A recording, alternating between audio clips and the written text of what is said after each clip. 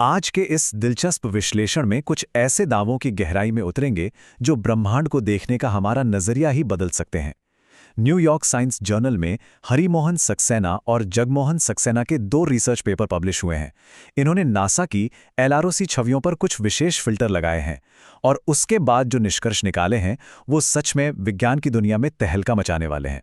क्या हमारा चांद सिर्फ धूल और बंजर चट्टानों का एक गोला है, या फिर क्या ये प्राचीन एलियंस और यहाँ तक कि प्रागैतिहासिक डायनासोरों का कब्रिस्तान हो सकता है? सुनने में किसी साइंस फिक्शन कहानी जैसा लगता है ना, लेकिन चांद के दक्षिणी ध्रुव की इन भारी फिल्टर की गई तस्वीरों के आधार पर लेखकों का यही सबसे बड़ा सवाल है। तो चलिए इन दावों की बारीकियों को समझते हैं। भाग 1, एलियन की खोपड़ियां और दफन गड्ढे। चांद के दक्षिणी ध्रुव की इस अजीब खोज से शुरुआत करते हैं। लेखकों का दावा है कि चांद पर मिले कुछ खास गड्ढे आम क्रेटर नहीं हैं, बल्कि ये एक बहुत ही रहस्यमयी कहानी बयां करते हैं। एक प्राकृतिक क्रेटर और इन कथित दफन गड्ढों में आखिर फर्क क्या है? आमतौर पर जब कोई उल्कापिंड टकराता है तो मलबा चारों तरफ फैल जाता है, लेकिन इन दावों के अनुसार इन खास गड्ढों में मलबा इस तरह नहीं बिखरा है। इसके बजाय इनमें एक विशेष संरचना है जिसे स्कार्फ कहा गया है, जो सिर्फ एक ही धुरी पर मौजूद है। लेखकों का दावा है कि यहाँ जो आकृति खोजी गई है वो बिल्कुल किसी जानवर की खोपड़ी जैसी दिखती है, और सबसे हैरानी की बात यह है कि ये खोपड़ी एक जालीदार संरचना के ठीक ऊपर रखी हुई है।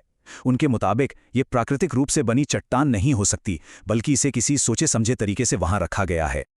अब ये स्कार्फ आखिर बला क्या है? इसे एक बारीक जाली या बारकोड जैसे पैटर्न की तरह बताया गया है, जिसमें बैंड्स बिल्कुल समान दूरी पर हैं। लेखकों का पक्का मानना है कि इतनी परफेक्ट समरूपता प्राकृतिक रूप से बन ही नहीं सकती। उनके अनुसार ये पूरी तरह से कृत्रिम है। और बात सिर्फ जानवरों की खोपड़ियों तक सीमित नहीं है। इन गड्ढों में मानव जैसी या एलियन जैसी खोपड़ियों की पहचान का दावा भी किया गया है। लेकिन सबसे अजीब बात, वहां सिर्फ खोपड़ियां हैं। शरीर का कोई अन्य हिस्सा या कंकाल वहां मौजूद ही नहीं है। ये सच में बहुत ही अजीब है। तो इस सब का क्या मतलब निकाला जाए? यहीं पर अनुष्ठानिक दफन सिद्धांत यानी रिचुअल बुरियल थ्योरी सामने आती है। इन खोपड़ियों को जिस सटीकता के साथ स्कार्फ के ठीक बीच में रखा गया है, उसे देखकर ऐसा माना जा रहा है कि इन जीवों की बलि दी गई होगी और फिर एक खास अनुष्ठान के तहत उन्हें दफनाया गया।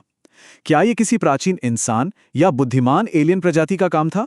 भाग 2, अंतरिक्ष में डायनासोर के भ्रूण। अब बात और भी दिलचस्प हो जाती है। ये दावा सिर्फ खोपड़ियों पर आकर नहीं रुकता, बल्कि चांद की सतह पर जीवाश्म डायनासोर के अंडों की खोज की बात भी कही गई है। इस अंडाकार अंडे के दावे पर गौर कीजिए।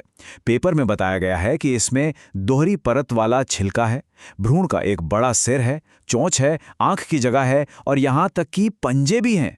उनका कहना है कि यह भ्रूण पूरी तरह से बरकरार और जीवाश्म अवस्था में है। चूंकि लेखकों को लगता है कि यह धरती के किसी भी डायनासोर से अलग हो सकता है, इसलिए उन्होंने इस भ्रूण का एक नया वैज्ञानिक नामकरण भी कर दिया है, लूनासोरस सक्सेनाई। यह विज्ञान की नामकरण परंपरा के अनुसार एक बिल्कुल नया जीनस और प्रजाति है। और खोज यहीं खत्म नहीं होती। दक्षिणी ध्रुव पर एक दूसरे गोल आकार के अंडे को खोजने का भी दावा है। इस खोल के अंदर बड़े अंगों और नुकीले तेज पंजों को बिल्कुल साफ देखे जाने की बात कही गई है। इस दूसरे भ्रूण को भी एक नया नाम दिया गया है, चंद्रासोरस पोलैरिस। संस्कृत के शब्द चंद्र यानी चांद और पोलैरिस जो इसके ध्रुवीय स्थान को दर्शाता है, उनसे मिलकर यह नाम बना है। एक अंडाकार और दूसरा गोल, इन दोनों को साथ रखकर लेखकों का तर्क है कि ये 2 बिल्कुल अलग अलग प्रजातियां हैं। यानी चांद की सतह पर एक से अधिक प्रकार के प्रागैतिहासिक जीवों का अस्तित्व था। यह दावा चांद के इतिहास की हमारी समझ को पूरी तरह से पलट देता है। और हाँ, चांद पर सिर्फ विकसित भ्रूण ही नहीं, बल्कि ऐसे अंडों की पहचान का भी दावा है जिनमें भ्रूण अभी पूरी तरह से बने भी नहीं थे। भाग 3, चंद्र इजेक्शन परिकल्पना। अब सबसे बड़ा सवाल जो दिमाग में आता है, धरती के डायनासोर के अंडे बिना टूटे चांद तक पहुंच कैसे गए? इसे सुलझाने के लिए एक दिलचस्प थ्योरी दी गई है। थ्योरी के अनुसार प्रक्रिया कुछ इस तरह हुई। पहला, क्रिटेशियस टर्शियरी काल में एक विशाल क्षुद्र ग्रह धरती से टकराता है। दूसरा, टक्कर इतनी भयंकर थी कि चट्टानों के साथ साथ डायनासोर के अंडे भी अंतरिक्ष में उछल गए। और तीसरा, चांद की ग्रेविटी ने इस मलबे को अपनी ओर खींच लिया और ये अंडे सुरक्षित तरीके से चांद की सतह पर पहुंच गए। लेकिन रुकिए, पेपर में और एक विकल्प दिया गया है। क्या ऐसा हो सकता है कि अंडे वहां धरती से उछलकर गए ही ना हो, बल्कि जब चांद धरती से अलग हुआ तब वहां पहले से ही जीवन मौजूद था और वो बड़े जानवर वहां तब तक जीवित रहे जब तक कि चांद की जलवायु बहुत अधिक कठोर नहीं हो गई। भाग 4, फर्मी पैराडॉक्स को सुलझाना। ये दोनों रिसर्च पेपर अंत में एक बहुत बड़े ब्रह्मांडीय प्रश्न को छूते हैं, अलौकिक जीवन की खोज। फर्मी पैराडॉक्स पूछता है कि अगर ब्रह्मांड में इतना जीवन है तो हमें आज तक उसका कोई सबूत क्यों नहीं मिला। लेखकों का निष्कर्ष है कि चांद पर पाई गई ये खोपड़ियां और डायनासोर के अंडे उसी पैराडॉक्स का जवाब हैं। उनके अनुसार ये स्पष्ट प्रमाण हैं कि चांद के इतिहास में किसी समय वहां उच्च स्तर का जीवन मौजूद था। अगर इन फिल्टर की गई छवियों से निकाले गए इन दावों में जरा सी भी सच्चाई भविष्य में साबित होती है तो ये हमारे पूरे विज्ञान को बदल कर रख देगा। तो सोचने वाली बात ये है, हमारे सौर मंडल के अंधेरों और दूरदराज के कोनों में ऐसे और कितने रहस्य छिपे हो सकते हैं। आज के इस रोमांचक विश्लेषण में साथ जुड़ने के लिए बहुत बहुत धन्यवाद।